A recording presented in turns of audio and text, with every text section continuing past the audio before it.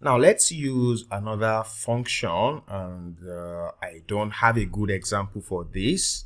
I'm going to use a dumb example, but the objective is to understand the function we are going to use. So let's say, for example, my orders table, which happens to be my fact table, doesn't have some columns. We've dropped some columns. We've left them on the dimensions.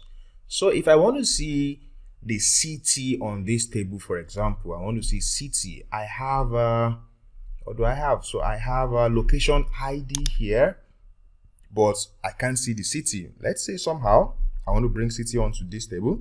If I come to my model view here, you see that I have city on the location table, and the location table is related to the orders table. I'm gonna have to correct this back to single.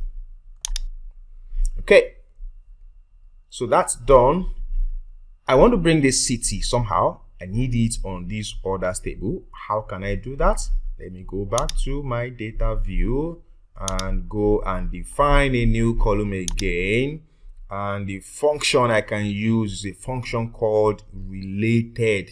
So related is a function that can stay on your many side of the table and go and fetch something on the one side.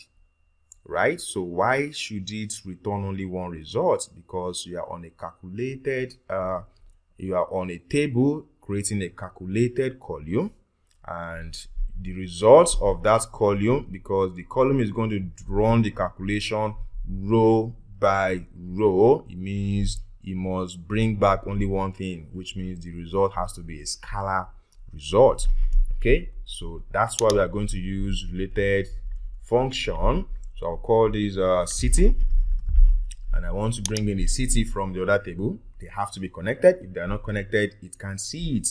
Okay, so I'm using related, and related says returns a related value from another table. So if I tap here now, and which column, so it's going to show me first all the tables that this orders table is connected to. I can have access to any column from all of those tables, but I want to go to my location table and I want to bring in CT.